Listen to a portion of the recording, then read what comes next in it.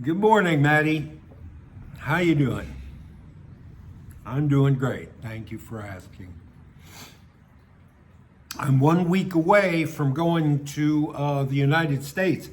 I think I'm not going to get this project finished before I go. Still got 2 books and a bit to read, and it's not going to happen in the next week. But we are going to struggle on. At least we will finish. She kept the bar between them. This is a story published under the title Finding Nemo. I have told this story apparently more than once on the Grumpy Old Men show. I've been chided in the comment section for telling my stories more than once. This is a story about being paid to watch a movie with a little boy. I was paid to watch Teenage Mutant Ninja Turtles with this little boy. I don't remember why. I updated it for the book to a movie that was current at the time this book was published, Finding Nemo. Now it's just as uncurrent. Now I could just as easily publish the story with the actual movie title, but whatever. Last night, Benny's mom, a 42-year-old Thai woman, watched Finding Nemo all alone. And when the movie was over, she curled up in bed and she cried for an hour. Benny's mom married Benny's dad in Los Angeles while she was a graduate student at UCLA. Benny's dad was much older than Benny's mom and barely educated at all. But he was a good-hearted man, much in love with her, and she was old enough to know that she was not considered attractive by most other men, and she would have few more chances. They married in the temple in Encino, California, on a Sunday afternoon because that was Benny's dad's day off, with only 5 guests attending the wedding. Benny's mom moved into her new husband's house and, at his request, set about getting pregnant as quickly as possible. Benny's dad earned a very comfortable living importing Thai canned goods to Asian markets in Orange County. And while Benny's mom missed the latest books and magazines from Thailand, she never went hungry for fish sauce or satay. Benny was born at Kaiser Memorial Hospital, and from the first day of his life, he was the apple of his father's eye. Benny's dad was proud of being Thai, but he was proud to be a naturalized American citizen as well, and proud of the success that he had achieved in the land of opportunity. As Benny grew up, his mom taught him the Thai alphabet and how to worship the Buddha. And his dad taught him the names of the 7 dwarves and how to play baseball. But because he was already 50 years old when Benny was born, Benny's dad did not have the energy for a game of catch when he came home from making his deliveries every day. So by the time Benny was 5 years old, he and his dad had fallen into the habit of spending their quality time together in front of the TV. As many children do, Benny became obsessed with a single movie. And from the bookcase packed with Disney classics and hours of Sesame Street, Benny would always choose to watch Finding Nemo. They watched so often that both of them knew every line in the movie by heart, and Benny's mom grew used to hearing their conversation peppered with phrases like, "Just keep swimming," and "Mine, mine." Then one day, the police called, said that Benny's dad had been shot during a robbery at one of the Asian markets. He'd surprised the robbers by walking into the shop carrying a case of canned watercress. and they probably shot him out of sheer panic. Benny's mom sat by his bedside at Kaiser Memorial for 6 horrible days, just one floor above the room where Benny had been born, while Benny's dad was kept alive by a wall full of machinery. The doctors finally convinced her to pull the plug on the 7th day, and then they put her into a heavily medicated sleep. Through that whole week, Benny stayed home where he was cared for.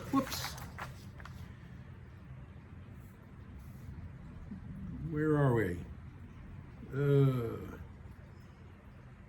Through that whole week, Benny stayed home where he was cared for by the wife of the owner of the shop where his dad was shot. Benny was only 5 years old, but he knew something was very wrong with his dad. He spent the time watching The Finding Nemo.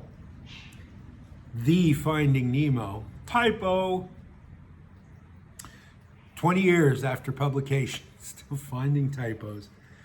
He spent the time, Benny did, watching Finding Nemo and listlessly but compulsively pushing a plastic car back and forth on the floor. By the end of the week, the combined noise of the car's squeaky wheels and the valley talk of the movie had driven the woman who was caring for Benny nearly mad. After Benny's mom delivered her husband's ashes to his family in Utong, she brought her son to live with her family on Phuket, where she took work as a secretary in her father's tin smelting firm. Well, I didn't update that, did I? Since his dad died at work, Benny would be eligible for $500 US every month from the Social Security Administration until his 18th birthday. So they didn't need the money so much. Benny's mom just needed to keep busy. Benny was not happy to leave LA, but his cousins on Phuket took him under their wings at school. And once he learned how to speak Thai, he fit right in. By the time he was 14 years old, he was star goalkeeper on the school football team. His early American diet has made him slightly bigger than the other kids. Once every 3 months, his mom takes his American passport to the immigration office and gets him another tourist visa. The officers consider it quite funny that a boy named Banjong, son of Thai parents, has been a tourist on Phuket for 8 years. Yesterday would have been Benny's parents' 15th wedding anniversary. After dinner, Benny and his mom sat together in front of the TV. Benny was enthralled by a comedy on Channel 7, but his mom was distracted and kept getting up to wander around the house. Finally, she dug out the old Finding Nemo DVD, asked Benny if he'd like to watch it with her. "We can watch," he said, but she could see his heart wasn't in it. "Don't you like it anymore?" she asked him. He looked at his feet and answered, "The fish talk Farang language. I don't understand." His face lit up when she told him he could go back to the comedy. But after Benny went to bed, his mom sat up watching Finding Nemo alone. She went to bed feeling just awful. But after she cried herself to sleep, she dreamed that she was watching the comedy on Channel 7, and with her were Benny and Benny's dad. Nobody said anything in the dream. They all just sat there and watched the TV, but they were all laughing, and they were a family again. In the morning, she threw Finding Nemo away, and she never called Banjong Benny again. Another one ends with a dream. How about that? I met Jeffrey. So I sat with Jeffrey and watched Teenage Mutant Ninja Turtles, I don't know, a dozen times maybe, until it just got too creepy. He was replacing his dad with me, and it was I didn't want to participate. It felt weird. But some years later, just 4 or 5 years later, I was doing a movie called Heaven and Earth, and we were downtown Phuket on, what's it called? Dibuk Road. And, you know, I had the tape up. It was a movie set. We were shooting on the street, and I was standing around being a prop guy. And this little Thai kid behind the tape shouting, Kun Stave, Kun Stave. And it's Jeffrey. And I go over to him, and he's like 8 or 9 at this point, I guess. Well, I would guess. I'd have to do, maybe, he was probably 8 or 9 when I knew him, and he was about 13, 12 or 13 when I saw him on the street. And we talked a little bit, and I tried to speak to him in English, and he had forgotten all his English. He no longer spoke English. But he was a bright and happy child and much bigger than the other Thai kids. He was, you know, pure Thai genetically, but he had the first 5 years of his life. He'd had a lot of protein and calcium in his diet. And he was a big kid, big athletic, you know, for a tween.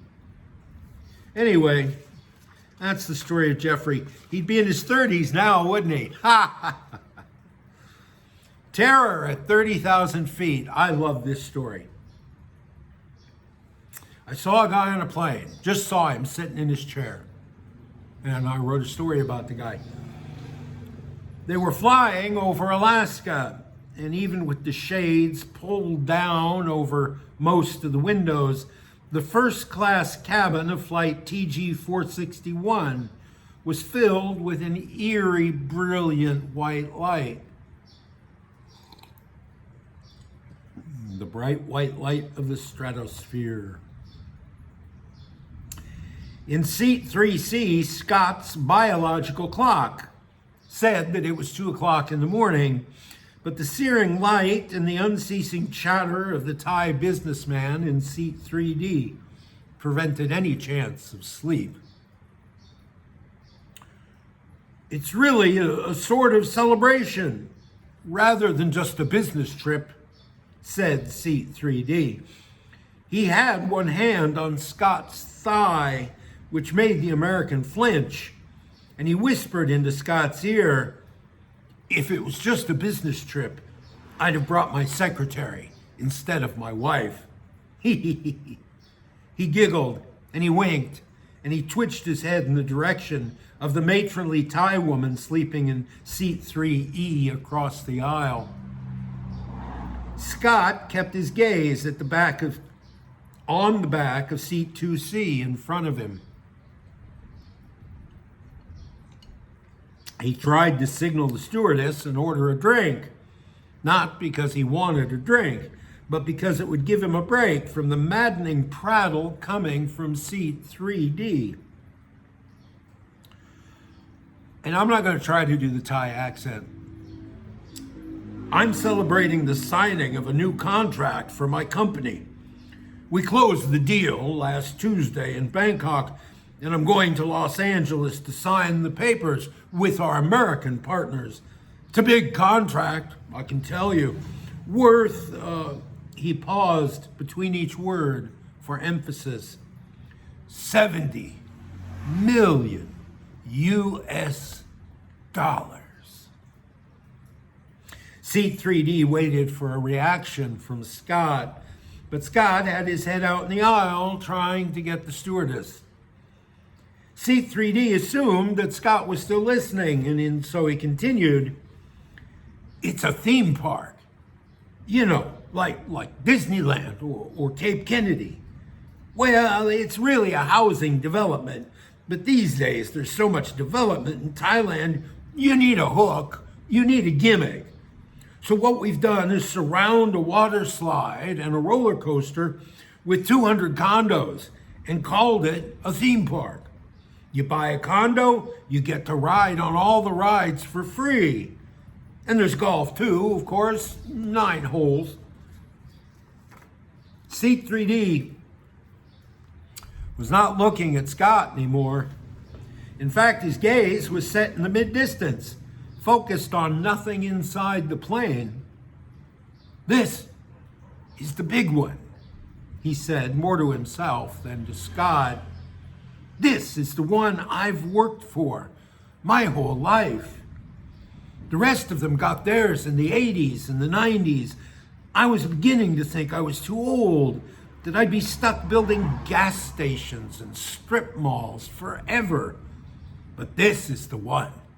70 million US dollars. Well, I guess that must seem like an awful lot of money to a young guy like you." Seat 3D looked at Seat 3C and was surprised to find it empty. Scott had fled to the men's room, where he was sitting on the toilet pressing the palms of his hands into his eye sockets. When he opened his eyes again, the bathroom was filled with a galaxy of exploding stars and comets.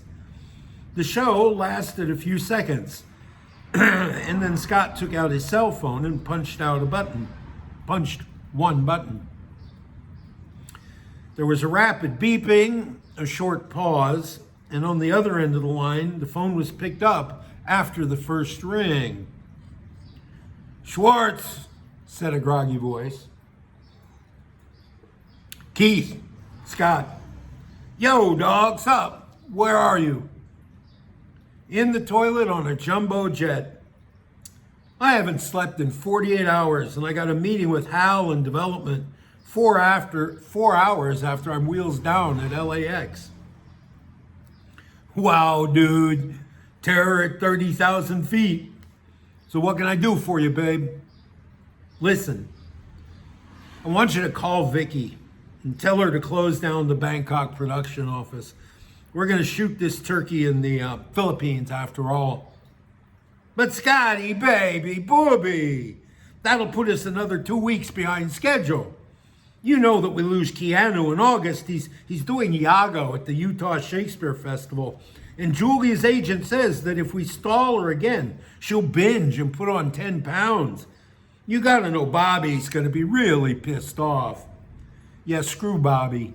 He only wanted to go to Thailand to shoot the picture because he met a girl there on Casualties of War.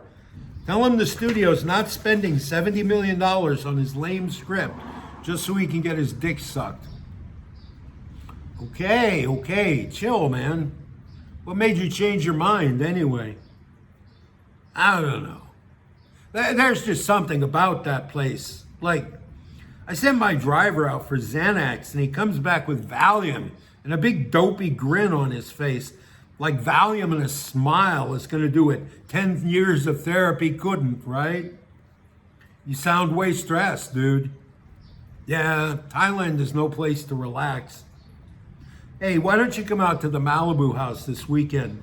Laszlo's casting for Roger Corman. It's going to be wall-to-wall honeys. Weather report says there's a big snowstorm coming up from Peru. What do you say, dude? There's no place like home, Annie M." "Roger that, Maverick. Sometimes the magic works. It's a dick thing. You the man. No, you the man." Scott closed his phone and put it back in his pocket. He stood up and looked at himself in the mirror over the sink. He had deep black circles under his eyes and his skin looked green. He was only 28 years old, but he looked far older. He thought that he couldn't face the cabin full of light and the businessman in seat 3D. So he sat down on the toilet again. He leaned his head back against the wall and he closed his eyes.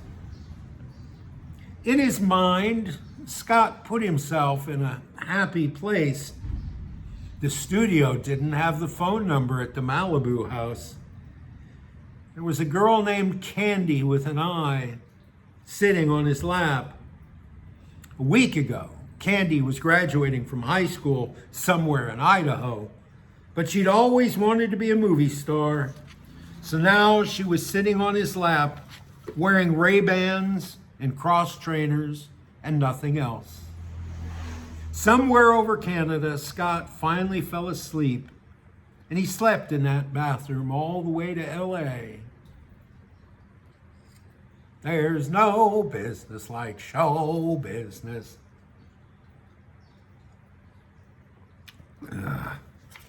Candy from Idaho, she wants to be a movie star. So she's sitting in his lap wearing Ray-Bans and cross trainers and nothing else. Ah, the movie industry. There's a snowstorm expected from Peru. The Crooked Houses. This is a piece of science fiction. I think I've written 3 pieces of science fiction in my life, and this is one of them. This is a look at a post-apocalyptic Patong Beach. The Crooked Houses, this was inspired, by the way, by a photo I saw in the newspaper, and I've tried to Google it since then and find it, and I never have. There was a hotel in the Philippines, like a 7 or 8 story beachside hotel, that fell over into the water. The whole building just fell. The sand, a hurricane came and washed a lot of the sand from under the foundation. And this building just fell over into the water.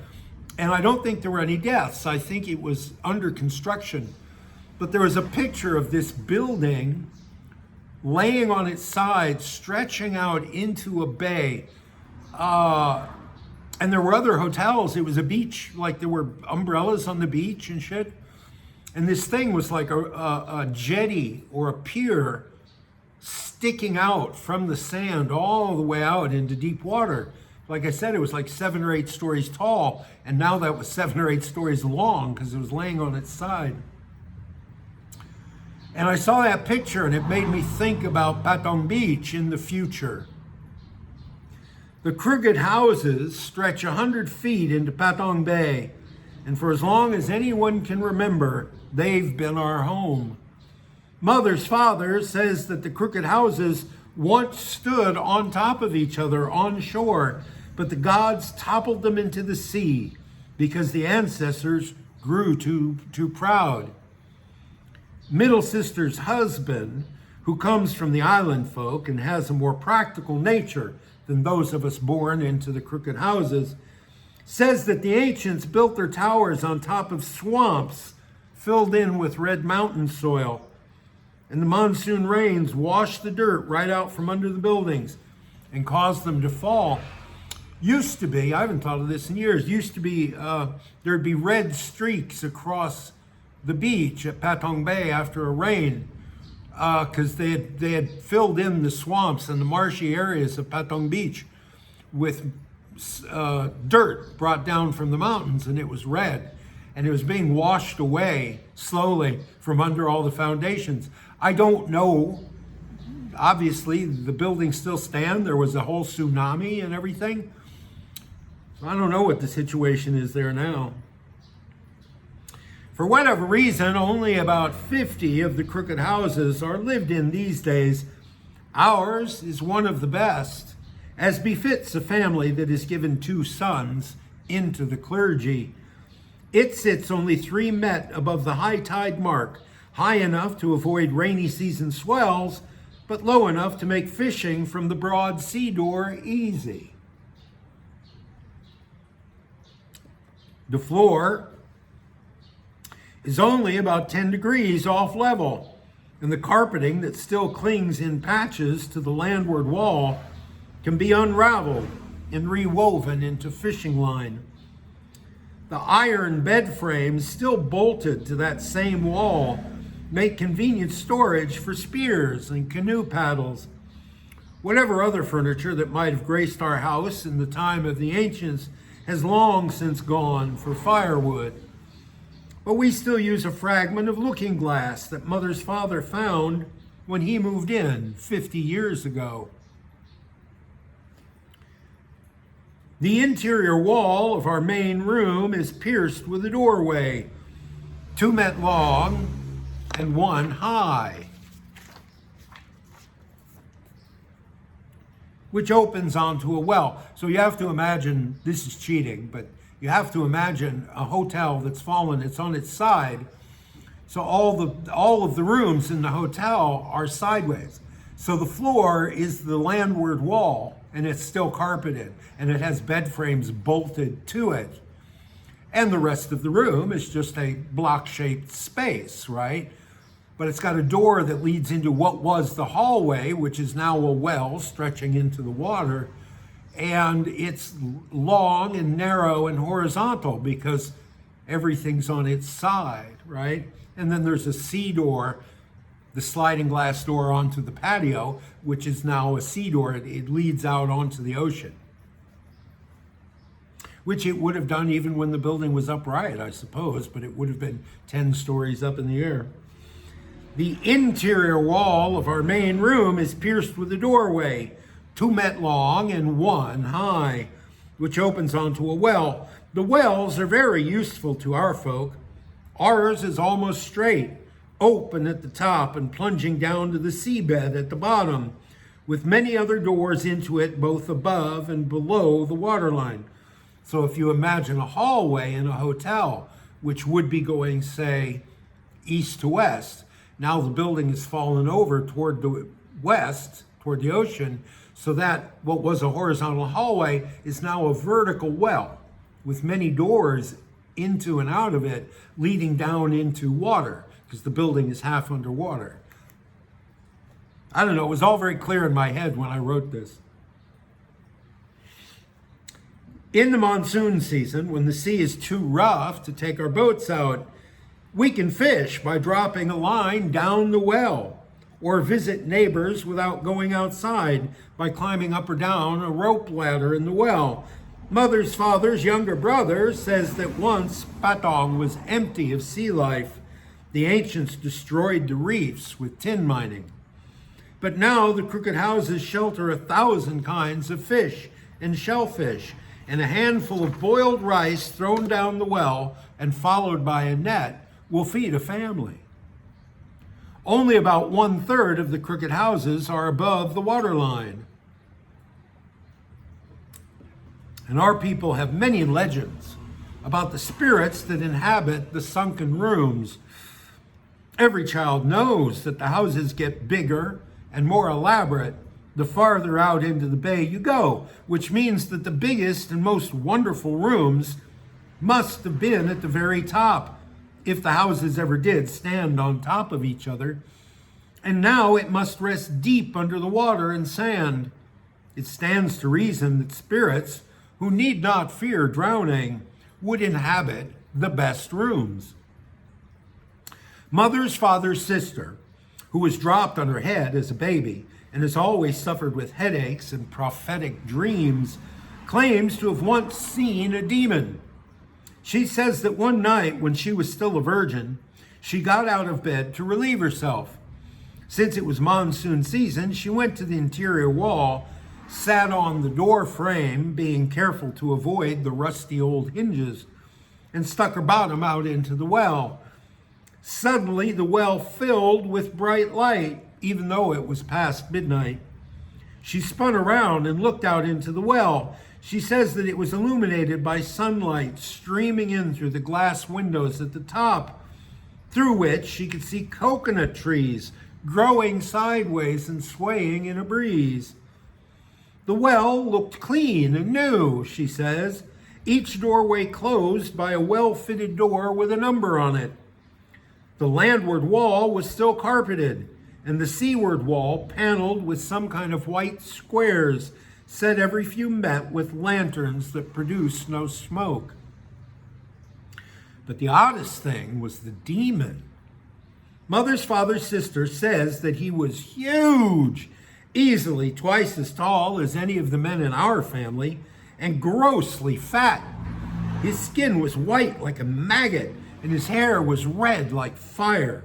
His eyes were big and round and a cold, cold blue.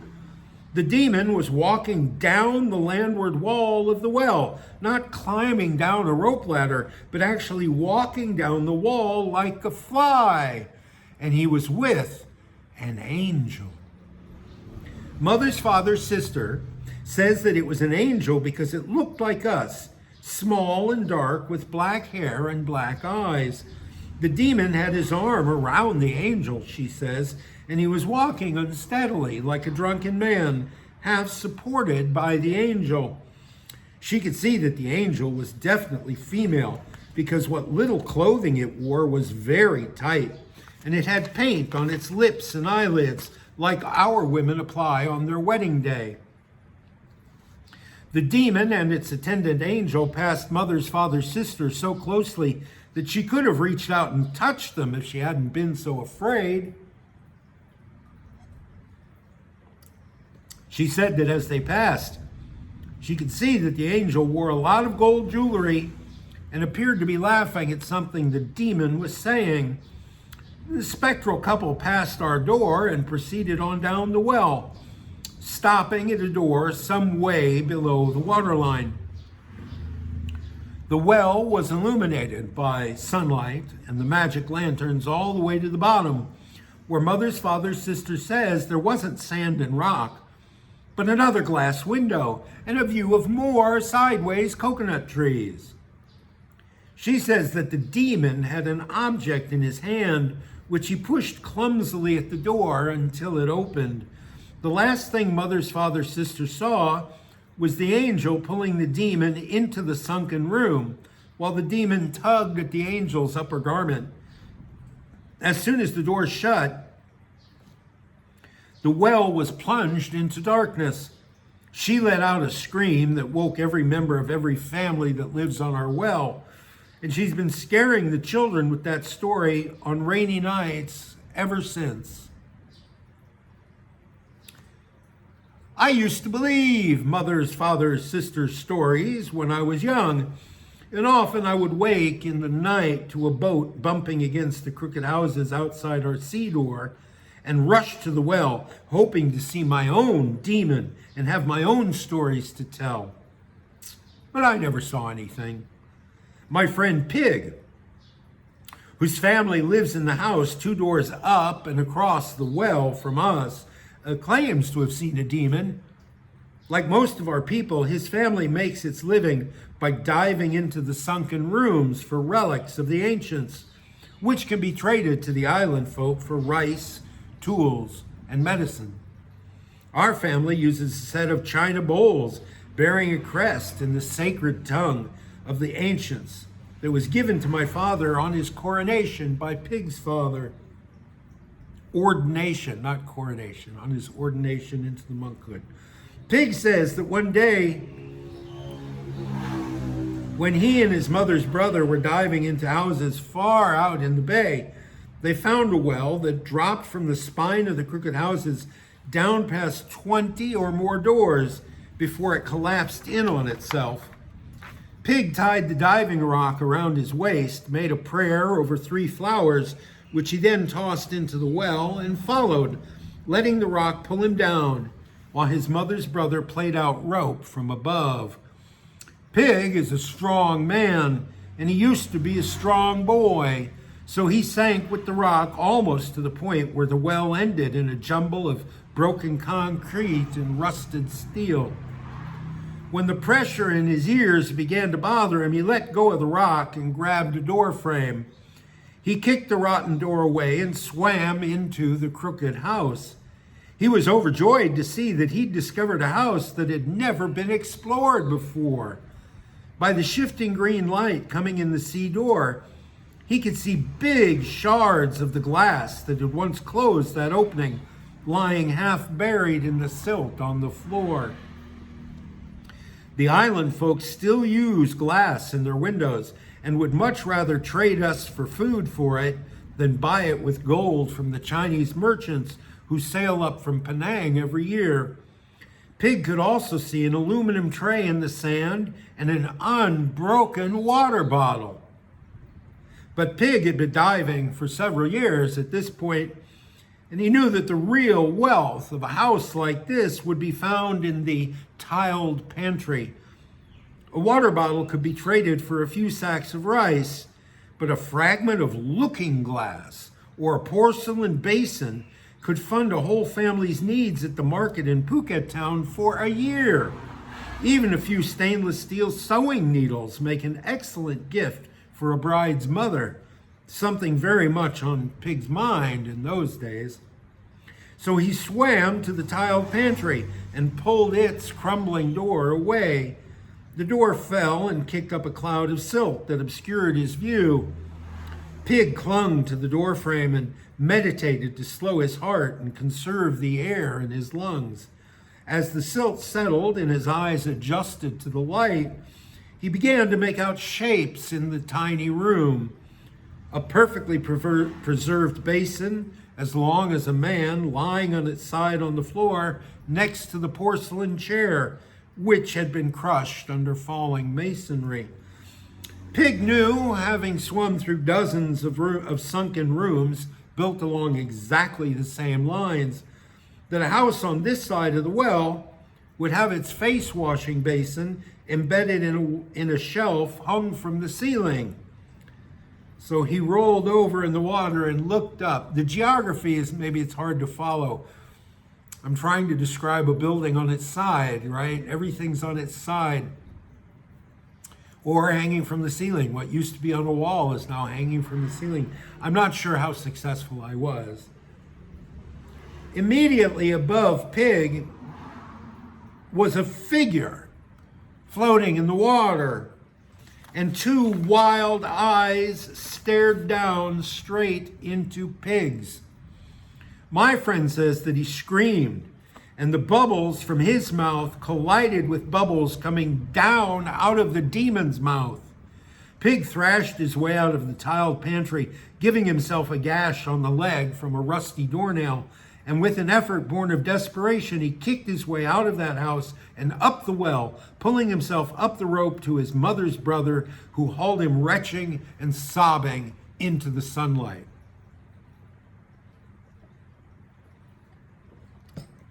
Pig reported his experience to the priests, of course, who made offerings of rice and oil and wine tied to rocks and dropped down that well, finally ordering the mouth of that well to be sealed with rubble and sacred thread. Middle sister's husband, who was raised on dry land where the spirits are kept tame in little houses in the front yard, says that Pig never saw any demon at all, but only his own reflection in an unbroken looking glass attached to the ceiling. Of course, he says this quietly and only to family, since what he's saying goes against established religious doctrine. Nobody's ever seen an unbroken looking glass, so it must have been a demon. But if it wasn't, it's a great shame, because a looking glass that big could have kept Pig and his family in groceries for a decade. And Pig could have married Sugarcane, our headman's youngest daughter, instead of the widow Shell, a mean-tempered woman 2 years Pig's senior, whose womb produces only daughters. Like all the men of my people, I ordained into the priesthood for the 3 months of the monsoon when I was 20 years old. My family is noted for producing gifted scholars, and while I never did distinguish myself in the study of the scriptures, like my mother's father's second brother or eldest sister's first husband, I also did not disgrace myself and my family by forgetting the words to the litany in front of all our people, as did my friend Pig. To this day, I can remember most of it, though it has been 4 years since I wore the orange robes. Priest, the prophet is our refuge. Novice, are you ready to order, sir, madame, or miss?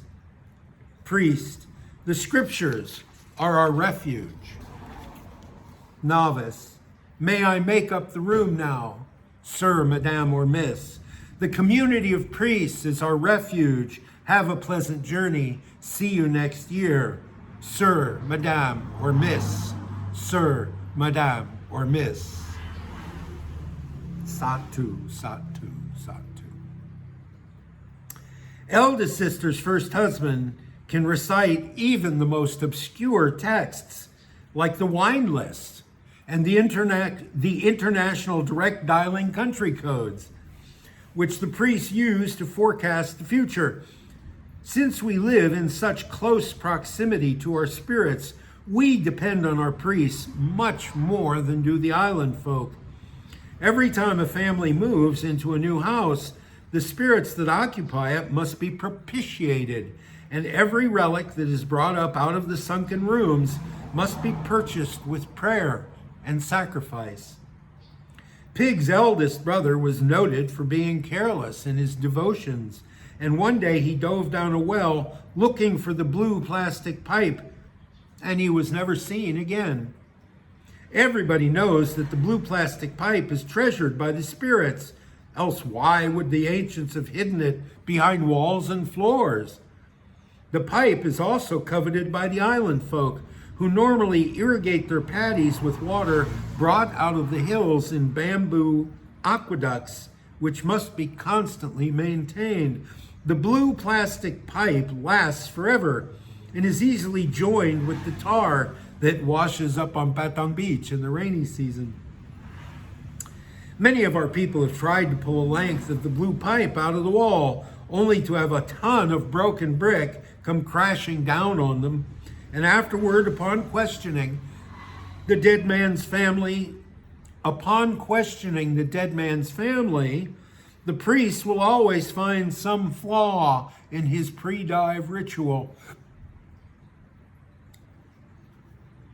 Our priests are quartered in the Marble Hall, a giant amphitheater, which is the only part of the crooked houses still on land. One of the strongest arguments against Mother's father's theory that the houses once stood upright is that the Marble Hall would have been the lowest point in the structure. And why would the ancients put a holy shrine under their feet? Perhaps that is part of the arrogance that caused the gods to cast them down.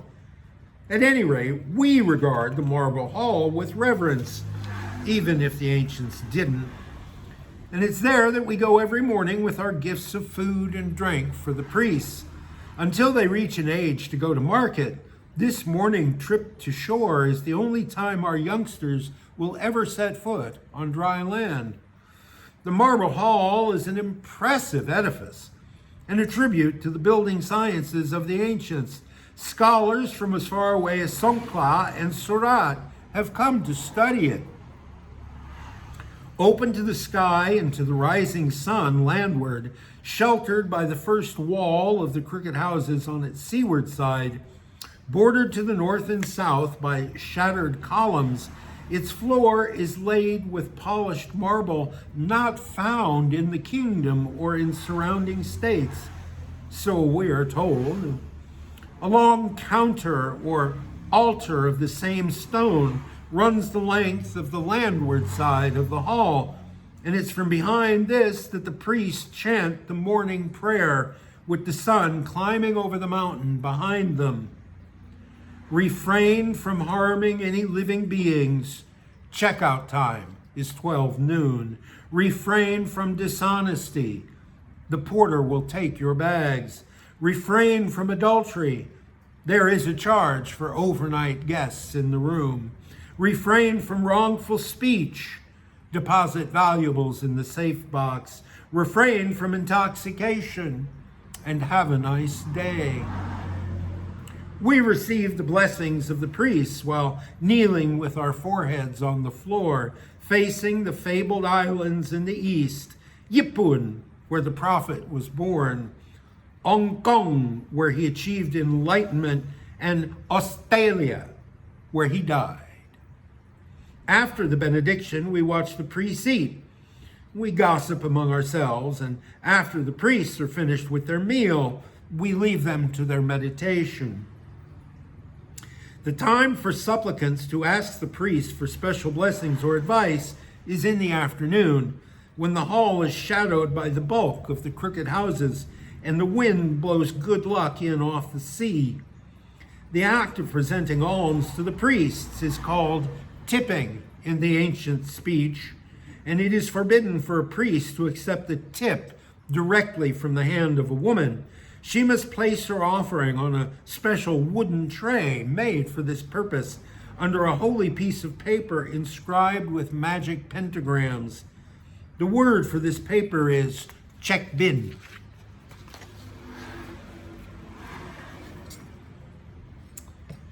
Whatever a diver brings up from the sunken rooms is brought to the priests before it is traded to the island folk or used by our people. Traditionally, all the sunken rooms that are intact will contain the same items, ordained by the gods and unchangeable as the tides, each with a holy name and required prayer. The small plastic box with its collection of glass bottles inside, the large plastic box with one glass side, which legend tells us was sacred even to the ancients and is never removed from a room. The aluminum tray with water bottle and drinking glasses, which are almost always broken. The bud vase and the phone, which is useless to us, except for one part which can easily be twisted off, cup-shaped and pierced with small holes, good for straining tea. In the tiled pantry will be the long basin, the face basin, the porcelain chair, the plastic cloth with rings, and the sewing kit. The sewing kit is often found amid a collection of tiny plastic bottles, too small to be useful and without much religious value. These 10 holy relics are the basis of our livelihood, though we also sift the silt of a newly discovered sunken room for the shards of looking glass and plain glass. Occasionally, we'll find other items unique to the particular room and to the spirit whose home it is. Plastic buttons, old coins, gold teeth, crockery or cutlery. If a diver is very lucky and careful in his prayers, he may be rewarded with the length of the blue plastic pipe. Unfortunately, my people are having to dive deeper and into ever more unstable rooms these days.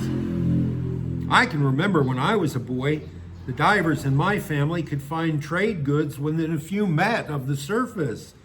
And Mother's father can remember his father bringing back relics found in houses above the waterline.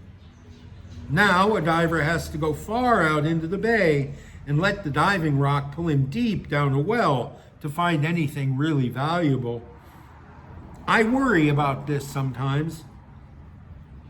I've asked the priests what we will do when we've depleted the resources in the crooked houses. Our people know no other occupation, and the island folk would not welcome our competition, even if we could somehow purchase land and learn how to farm. The priests say that the gods will provide for us, and that we should keep our faces turned to the sea, as we have always done. My friend Pig takes this to mean that the gods will open up new rooms to us by the discovery of new wells. I'm not sure. I have a different idea.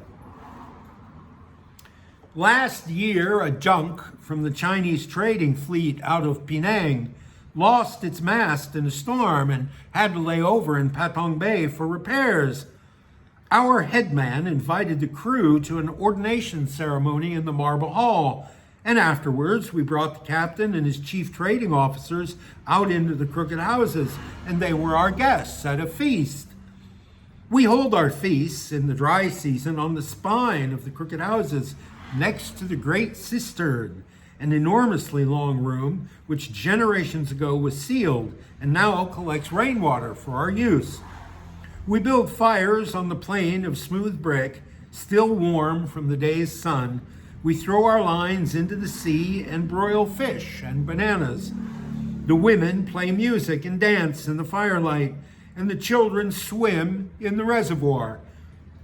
In the moonlight, after the children have gone to bed, we men drink liquor and gamble and sing bawdy songs, and the priests perform magic, and the young lovers wander off to share the vacant rooms under the stars.